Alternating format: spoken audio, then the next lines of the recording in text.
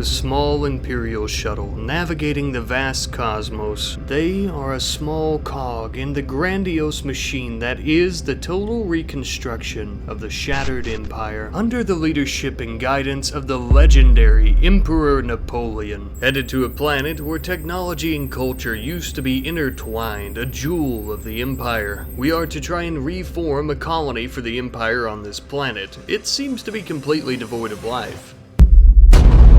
For the most part.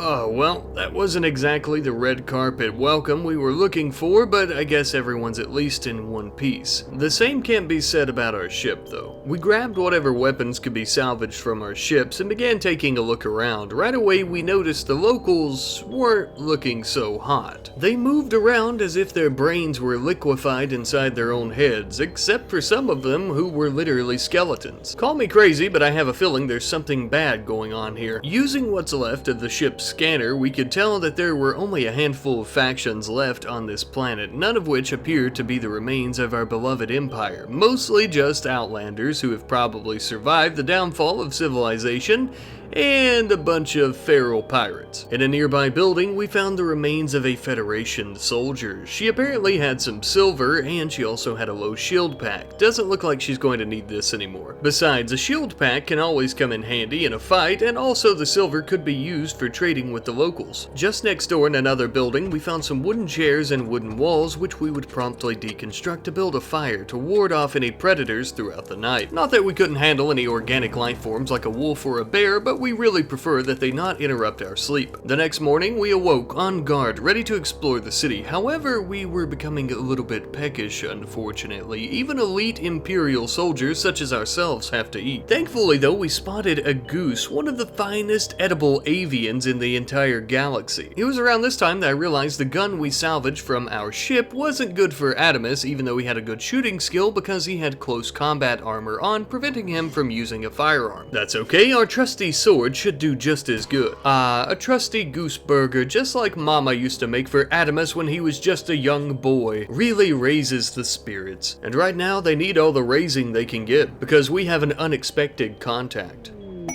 It would seem that V.O.I.D is also on this planet, a long-standing enemy of the Empire. As they approached, we prepared for battle. We were going to shoot at them and try to kill them before they even made it to us, but they were too damn fast. As they spoke to us, it would seem they had no idea that we were part of the Empire. As this planet was newly annexed territory, it's possible that they were new in this quadrant and had no idea about the Empire. I'm not really sure, but they said that we were trespassing and we needed to leave immediately. Now, we don't beg for mercy from anyone, so there were really only two options. But based on how fast they were, how strong we know they are, and how many of their soldiers had came here, we were going to respectfully decline, while also letting them know that we do not beg for surrender. And strangely enough, this actually worked. Their advisor bid us farewell while respectfully bowing to us. They even decided to leave us a gift. A bottle of red wine and some Glitter World medicine. Kind of them. A little too kind. This was very odd for V.O.I.D. They're not the type of faction to take no for an answer. They were up to something. We just knew it. We just had to find out how. As they were leaving the area, one of them was a little bit slower than the others, so we decided that we would try to cut him off. We decided to arrest him and take him back to the base where we could question him further about why and how V.O.I.D found out we were here. There was also the slight possibility of getting him to join us after a while. We took him and threw him into a makeshift cell for the time being, but I don't see us being able to recruit him anytime soon, as his resistance and will is insanely high. Now you may be saying to yourself, "Oh, Rat Knight, you poor dumb fool, of course it is, how did you not know?" Well, I actually did, and I had accounted for this ahead of time. I have a secret weapon up my sleeve, but we're going to need some steel and components first. After acquiring the required resources, we would end up building a brainwashing chair as well as a tube television. We found an old battery that still had a little bit of juice left in it to power this, and then we plopped him right into the brainwashing chair. Now you may notice there's no option to actually recruit him using the brainwash chair, so I suppose we'll have to settle for a slave. Even after just being in the chair for a short period of time, the Void rep here began to tell us about how they used the defense systems of the old Empire to blast us out of the sky. As we were attempting to fry his brain like an egg, Void actually gave us an ultimatum. We were to release him within 24 hours or something bad would happen. Well, we weren't going to do that. Besides, at the moment we had bigger fish to fry, such as the zombified residents of the city attacking Nyla. We had tried to avoid them up until this point so we wouldn't have to kill them in case there may be some type of cure for whatever it is causing them to act this way, though I highly doubt that's the case, and so it really didn't matter at this point. We murdered all of them, standing in a pile of their rotted corpses. Nobody said Reconstruction would be easy. They had done quite the number on us though, so we would have plenty of wounds to tend to. By the time we were finished with that, our Void rep was done cooking, except his resistance and will was still in the same spot it was before the brainwashing. Looks like he's going to be one tough nut to crack. With the 24-hour period almost over with, knowing we couldn't take on a Void onslaught at this point, we decided to leave the area and actually go do some trading with some nearby Outlanders. As we were traveling, Void had arrived. But it actually wasn't a raid. It turns out it was just a toxic fallout as well as a solar flare, the standard for a Void raid. And besides, the entire planet is a wasteland at the moment, so it's not like it would hurt anything to have a fallout. For a few days we would travel on foot towards the Outlander base until we eventually arrived at their home city, wearing our shiny white power armor and carrying our catatonic Void prisoner. As one might imagine, this caught a few wandering eyes. The city wasn't very large, nor was the population, but nonetheless it would make a crucial milestone in our journey to Reconstruction. We walked over to a nearby local leader as well as a small crowd of people and began to announce that we were the Empire and we are here to rebuild.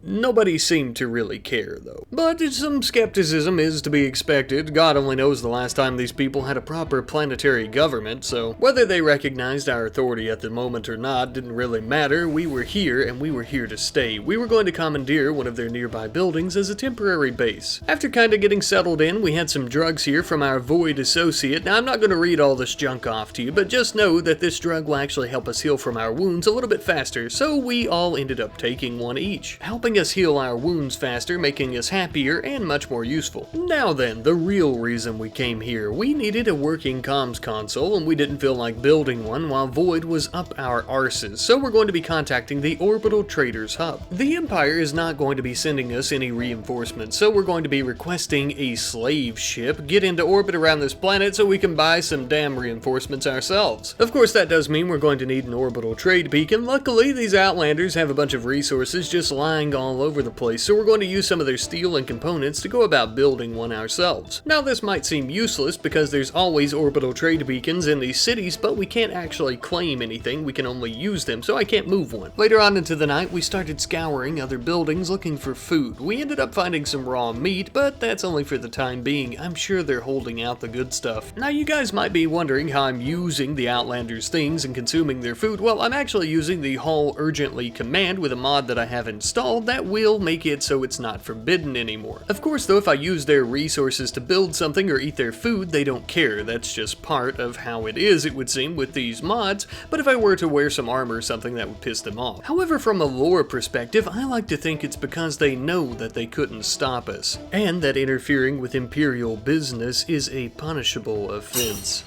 The very next day, though, we would end up having some raiders who came to attack the city, but these were no normal pirates. No, they had some type of twisted monstrosities. These horrific monstrosities were ugly, but more importantly, they were dangerous. Very dangerous. So much, in fact, that the townspeople seemed to be struggling to defend themselves against them. Maybe their empire should step in and lend a helping hand. So we did, defeating the monsters and saving what was left of the town. And the townsfolk were so grateful, in fact, for our rescue, they didn't even complain once as we continued carrying out all of their valuables and belongings into our building. We also found their huge food stash where they had plenty of fine and lavish meals, so we began to chow down. But we wouldn't have enough room for all of our new belongings that we had taken from this town, so we would actually have to bust down a few of these walls to make some room to renovate a little bit. And finally, by this point, we had all sorts of weapons, armor, and many different types types of items and resources. It's also been a few days and the slave orbital trade ship is in orbit around the planet, so we would end up selling many of these items to them in exchange for 4 slaves, 3 adults and 1 child. Normally I wouldn't bother buying a child because they're not very good at most things, but this child is actually very good at construction. Oh yeah, and I also bought a grizzly bear who at the moment doesn't have a name, but later on you'll see I actually ended up naming her Honey. She's a real sweetie pie. But now with that over with, I feel that we've overstayed our welcome at this Outlander city, so we're going to take most of their resources that we can carry and we're going to leave.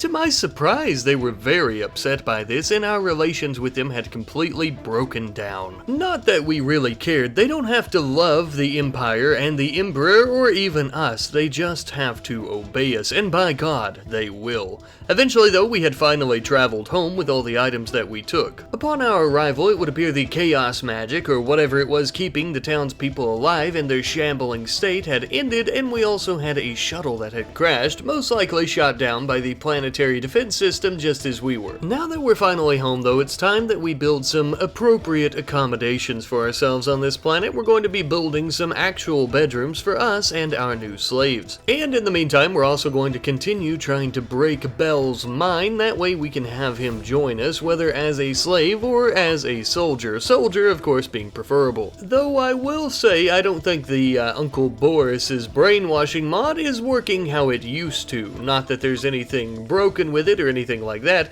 I simply mean that I don't think it's the same outcome that I was expecting when I had used it previously, unfortunately. So, we may be out of luck, but on the bright side, Bell is worth a lot of money, so if we need to, we could sell him. However, we were beginning to run into some food issues, and it's really not going to be worth selling anyone if we all starve to death. So we immediately began working on some fields where we could actually plant some rice as well as some potatoes. Another not so great thing about the entire planet being a giant wasteland is the lack of wildlife. Now then, something I had neglected to bring up until this point, I also may have kind of forgotten it. I actually have Dub's bad hygiene installed as well, so that means we're going to need to build some toilets and some showers. Up until this point, our people have been relieving themselves and washing themselves in the same green waste ponds, which is no bueno.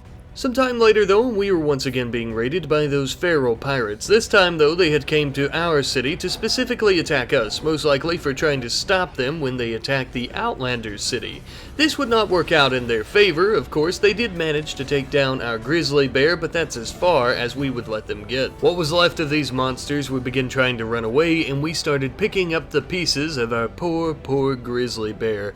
She'll be fine though. As bad as I hate to say it, these twisted monsters were useful for something. Food. We would actually slice them up and they gave us a very specific type of meat that tasted like chicken. We were, however, in need of a place to store all this food, so we would end up building a very small freezer for the time being. We had somebody named Lexi fall from the sky in a drop pod and we decided to capture her and try to begin recruiting her. It was also during this time that I realized Bell's resistance and will is just, it's extremely high. There's nothing going on there, nothing's changing, so instead I decided to strip him, and I guess we'll figure out what to do with him later. Since fall is here and winter is just around the corner, we started making plenty of parkas for our slaves, as well as anyone else who may end up joining us, that way they don't freeze to death. Late one evening, we ended up having a corporate manager by the name of Bicep offering to join us. Now, I didn't really care about this, except he was the father of our slave Clayton. I still didn't really care about this, but I am glad I allowed him to join us here because he has a social skill of 12, which is great. He would be the perfect person to send out with one of our Imperials on a mission to a deserter outpost. Now, normally the idea that anyone could betray and desert our beloved Empire would really piss us off, but we are under a new government, and anyone there might be a pretty good fighter or a veteran of the old Empire, so we'll go and help them, I guess. We would arrive some hours later, and this place appeared to be completely devoid of life. Well, any life forms that weren't hostile to us, that is. There were many large, pink, bulbous, disgusting monsters that were no doubt the creation and work of the chaos god known as Nurgle. We didn't really care though, we were going to slaughter them all either way and look for any survivors. We really need more members in our empire. Though with that being said, I am sad to report that after clearing out this entire deserter outpost, we didn't find any actual humans or living things other than these flesh beasts. At the end of the day though, we we did find some items like armor and weapons, so that's pretty good, I guess. Dropping off all of our new items in our warehouse after returning home. Once that was completed, we would actually begin working on a proper slave quarters. As you could probably tell, it is actually quite small, but they do have their own personal bathroom and their own personal rooms, which should make them pretty happy. I also finally installed the infinite chem fuel reactor that we got from the Outlander city during our visit there. It actually produces chem fuel just automatically being hooked up to power every 10 days, which should be pretty useful once we're actually able to build some ships, as we're going to need chem fuel to fuel those ships. Speaking of the Outlanders though, it appears that they've actually come to siege us, maybe to try and take back their things that we took from them. A foolish move on their part, as we weren't looking to part with our stolen goods that rightfully belong to us. For you see, the Empire has authorized any means that we feel are necessary to take this planet back under our control, which would also include the murder and slaughter of civilian combatants. And by this point, slaughtering civilian combatants is basically a long-lost tradition of the Empire, so we were happy to oblige. It did take a little bit longer than I would have liked because I got a bit confused with Adamus trying to use these grenades and why he couldn't. I didn't really understand it at all, but obviously it's because of his shield, so by the time I started paying attention again, I realized that they were all dead and we had won. And with that, we'll be able to collect all of the resources that they had brought with them, as well as any of them that were alive, which was only this one lady here, but she would be our next Imperial soldier, if Belle doesn't kill her in her sleep. We then decided it was finally time that we create a proper warehouse to store all of our items and our resources. This would provide us with just enough space, as well as ample opportunity to build some proper toilets and plumbing inside of our residential area here, and some extra shower heads. We then discovered an Outlander hunting site not too far from our base, so we decided to head out there and see what was going on. We could use a bit of food as well as more soldiers / slaves, just depending on how they're feeling. As one might imagine, this hunting worksite was nothing special, nor was it anything that we couldn't handle. We only used 3 of our soldiers, immediately went in, took out the first guy we saw, and began heading towards the next, who would also fall to our might quite quickly. We then began working on their turret to ensure there was no one else here to do any damage to us. Now with the area safe and secured, we began tending to one of them we were going to take back with us, and we would also begin gathering up all the food. The journey back home will take a hot moment, so we'll check back in on them later. Back home, we actually had a bulk goods trader ship in orbit around the planet, and we would begin purchasing plenty of food, some components, things of that sort from them. Unfortunately, we hadn't grown enough food throughout spring and summer to get us through winter, so this should help. As for the components that we had purchased, they would be used for defenses around the base, like these 2 military-grade turrets I built. They'll have to do for the time being, but at some point we're going to have to actually begin researching much better and bigger weapons, like some autocannon turrets or even some uranium slug turrets, just something with a little bit more oomph to them. It wouldn't be long though before we discovered something quite interesting. We actually have an ancient danger here in this city. Quite intriguing, especially since we're looking for more people, and they normally will contain cryo-sleep caskets, which also contain people. So we decided to blow a hole right in the door, but after we done so, a bunch of flesh monsters came out and we had to deal with them first. This begs the question though, because we've never encountered these types of monsters anywhere else in the entire galaxy. What are they and where did they come from? My personal theory is that they may have been created from the corpses and remains of life forms from this planet long ago. Perhaps someone had harnessed the chaotic magic of the warp to turn them into these monsters. It definitely wouldn't be the strangest thing that we've seen in this universe. Anyhow though, with them defeated, we could now enter the ancient danger, where we did indeed find one cryo-sleep casket. The lad that was within was actually alive, so we would take him back home and begin tending to his wounds so we could also begin recruiting him. In the meantime, we'll continue deconstructing the ruins of this lost city for its beautiful resources, as well as requesting more trade ships. Hey, and speaking of which, we actually have yet another slave ship. Now this time around, we're going to be selling some of ours in exchange for people we're going to emancipate, because they'll be joining us as colonists. Now you probably remember from earlier that Clayton was the son of Bicep, or vice versa, I don't know, but I sold Clayton. Along with our new colonist, we also purchased some chocolate, a V.O.I.D half cycler, as well as a turret pack. Just some bits and bobs that I thought could come in handy in the very near future.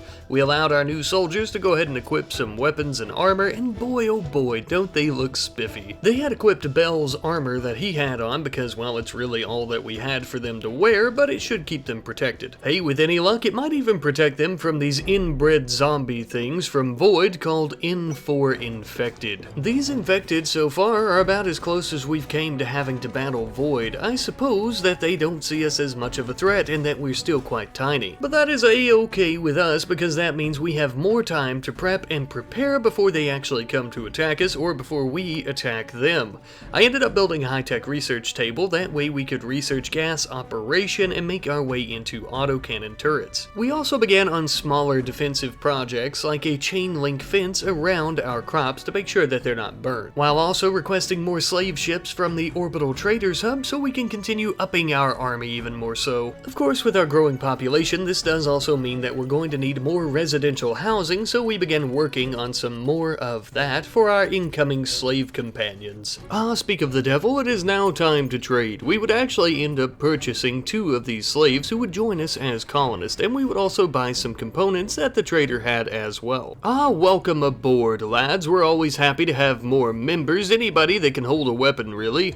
With our growing population, we needed a growing steady supply of food, so I made one large rice field. And it is my belief that this large rice field should be able to feed all of our current members as well as a handful of future ones. In the meantime, we would also finally finish our research into autocannon turrets, allowing us to build a normal one, a double-barreled one, and an extra large one. But before we do that, I want to mention that our next research project is going to be the Skip, a very small vessel that we'll be using to transport some certain items to nearby V.O.I.D bases. We're also going to be working on our autocannons as discussed earlier. This one is a normal-sized one, but eventually I'd like to have enough resources for a gigantic one. Also worth mentioning, during this time, we're also getting these raids from the Federation with some of their robots and their people, but it never really works out for them in the end.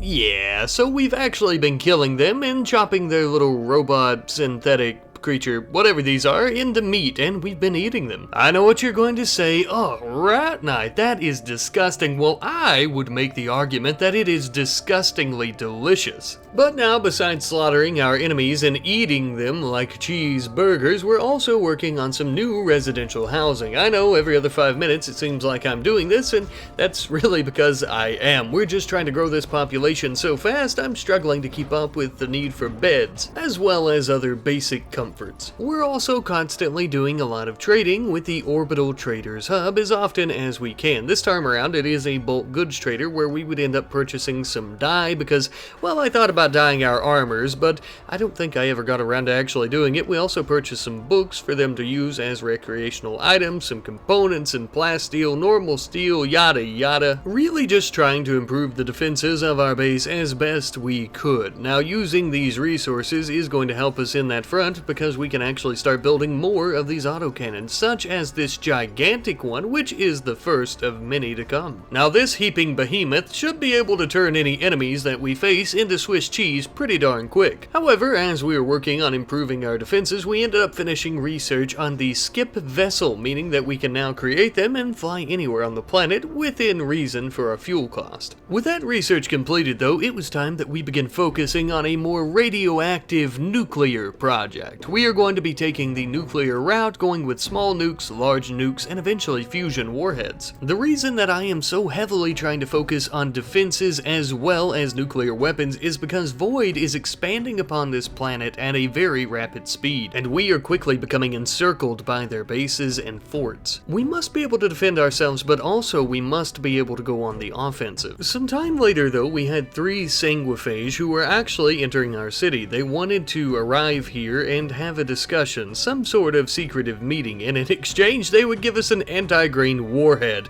So we very much accepted. Now, if I could be honest with you here, we didn't really care what the Sanguophage we're going to talk about. An anti-grain warhead is the exact thing that we needed to make a fusion warhead. So I say let them have their little meeting under the watchful eye of the Empire in our very warehouse. We couldn't care less as long as they deliver on their promise. Something quite unexpected would end up happening though. Their leader, known as Squirrel, wanted to join the Empire here at the capital city.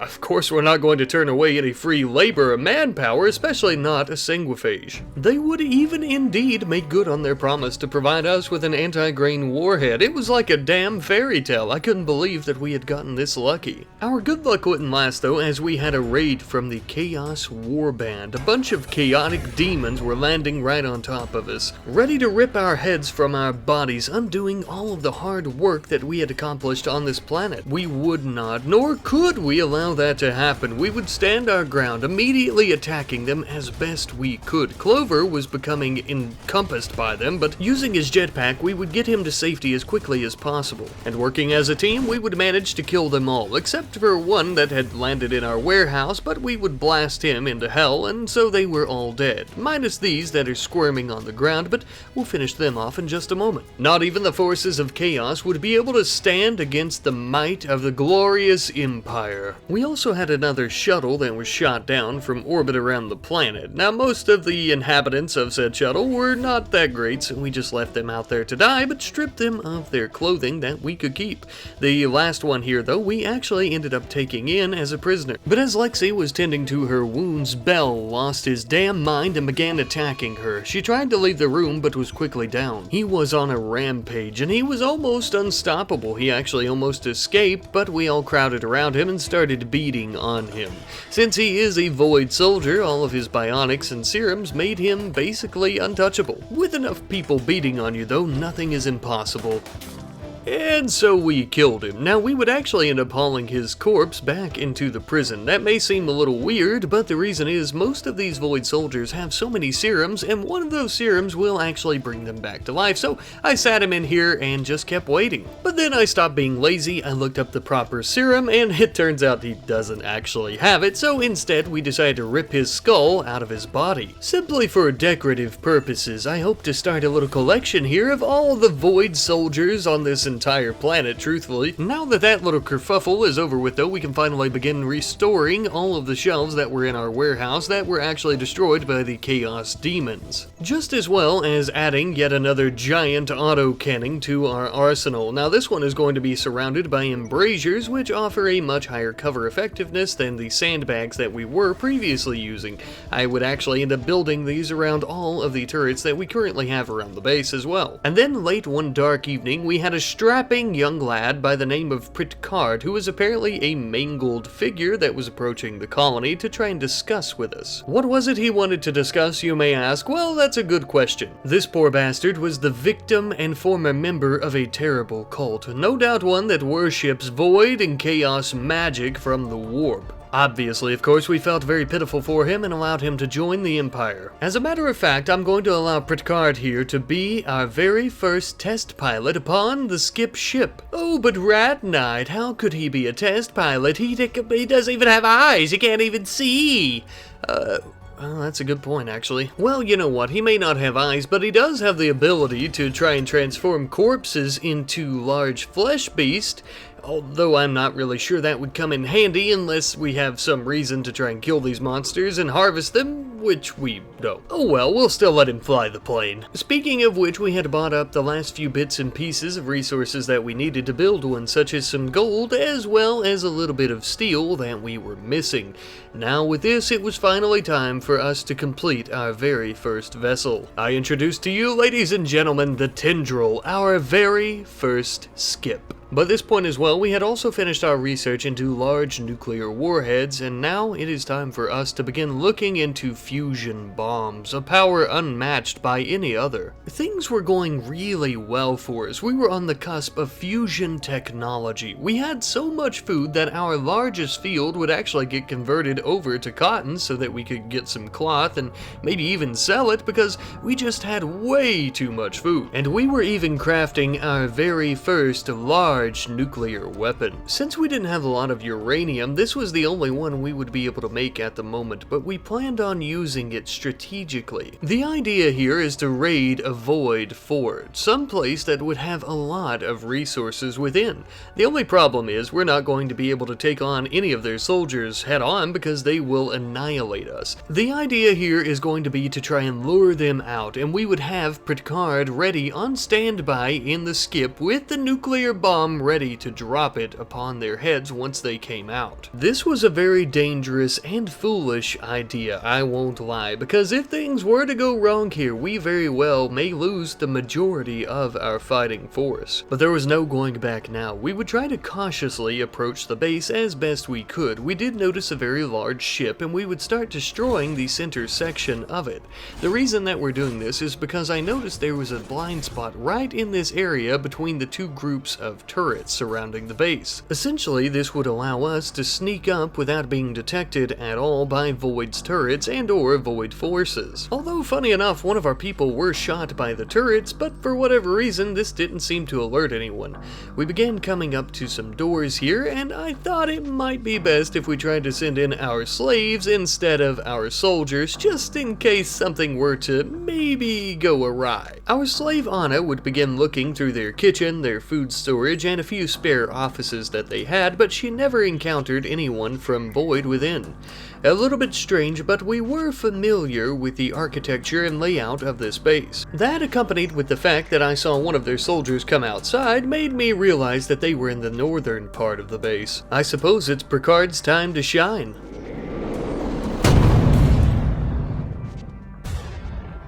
Void structures are extremely tough, so this one managed to contain the blast within, but unfortunately for Void, all of their people were also within the blast radius. Now, there was only one fella left in there, so we decided that we were going to crack this wall wide open like an egg, go inside and just start smashing his head in for him. So, of course, that's what we decided to do as a team, as a group effort. For you see, my friends, Void doesn't stand a singular chance against us when we work as a team. With all of Void's forces dead, there wasn't really anyone here to stop us from taking all of their sweet succulent resources.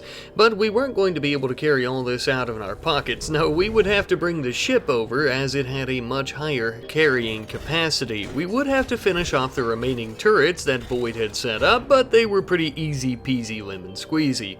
Once that was finally completed, we had free reign over this entire colony, and I thought it might be best if we actually went out to the world map and claimed it for ourselves. It may not seem like it, but this is actually a very vital process. The reason being, if we were to leave this base without claiming it as our own, all the resources will be lost, as well as the base itself, and we don't want that to happen. We want to be able to make several trips back if we need to collect all these resources, because even with our one ship, or several ships, we wouldn't be able to carry all this. Speaking of which, though, we have so many resources here, we thought it might be a good idea to create a few more ships as well as some super pods to help us with the labor of bringing all this back to our capital city. But while we were doing this, we realized that the Void mutants were beginning to wake up. This did pose a little bit of a problem for us because these mutants were actually right in the resource warehouse, meaning we can't build our fleet of ships without trying to take them out first. So that's what we started trying to do. They were so much tougher than we had anticipated, though. They knocked Callie to the ground and began attacking many of our other members. We had a continuous stream of bullets hitting the first mutant over and over. Eventually, it did finally die. Another one had woke up after that, but nothing really interesting happened, so eventually we just finished our fleet of ships and began heading all the way back home. We wanted to get out of there as fast as we could with as many resources as we could load up. There are much worse mutants, such as Black Titans, back at that base that will be getting up very quickly. And as I'm sure one might imagine, we didn't really want to be there when that happened, and everyone ended up dying or anything like that, of course. Now that our people have finally returned home, though, we would begin the tedious task of trying to get all these resources loaded up into our warehouse. I actually even had to plan out a few more shelves because I was afraid all this just wouldn't fit. These resources are going to play a key role in our conquest against Void. Once you take out one base and get enough resources for something maybe like a fusion bomb per se, you can continue attacking other bases and getting more, just fueling your rampage even further. I truly do believe that the Emperor will be quite happy with our progress once we report back to him. The Empire is finally being rebuilt, and the process of which is going swimmingly, I must say. Though I'm not exactly sure how they're going to feel about our people actually wearing some Void armor and apparel, but I mean, at least it keeps us safe. I'm sure they'll understand. Now, for a while, things weren't all that interesting. After striking that Void base, I was very much expecting retaliation to come, yet it never did, or at least not right away. So we decided to take this time and try to work on our defenses, such as a wall around the entire perimeter and even a few more autocannons. And I can't forget about the creme de la crop or something else. We were still working on our fusion bomb technology, of course, trying to get that researched as soon as possible, because I am not going to end this damn video or even call this colony a success without being able to take down Void bases with the flick of a wrist. Speaking of which, it does appear that Void has finally decided to retaliate. We have some members dropping right on top of us. Well, to be more specific, just one member. I was a bit shocked. It is possible maybe they still underestimate us, perhaps. Though either way, this would not be easy, because they actually set a solar flare as well as a toxic fallout over our area, so our turrets quickly burnt out and were no longer being powered. We would have to try and handle this fella mano-a-mano. The game plan here was to try and quickly surround the soldier to engage them in melee combat, as that was really going to be the only way that we could defeat them. I sent Clover in with his jetpack and we started just beating the absolute dog shit out of them. Eventually, though, we had finally killed them. You know, it seems to me that Void's biggest problem, not only underestimating the Empire and its greatness, but also the fact that they don't seem to do teamwork all that well. Only sending in one soldier because they're extremely powerful was a foolish idea, and that's why their friend here has ended up with her head on a spike. But the effects of the battle are still ongoing, as we're still currently facing the solar flare and toxic fallout.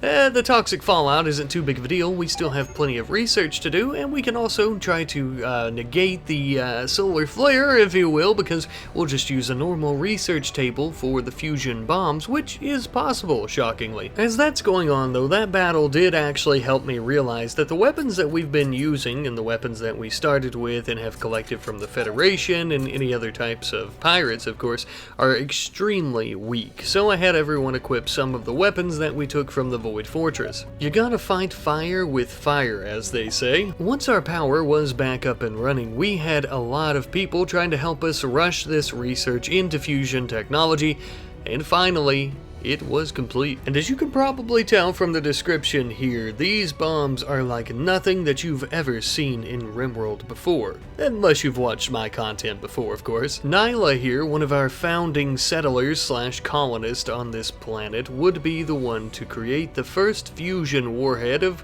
what we hope to be plenty more. For good measure, we would also end up creating a few small nuclear warheads just to kinda get the party started. But I can now say it without a shadow of doubt, the Empire is back.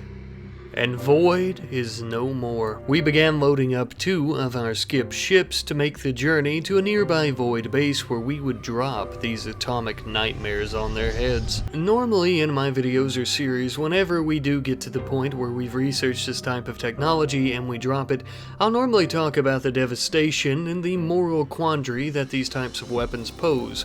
But not against Void. They deserve it. Before we begin with our small nuclear warheads, I wanted to say that I defogged this map just so we could have a good view. Alright, bombs away. Ah yes, a simple appetizer, but it is now time for the main course.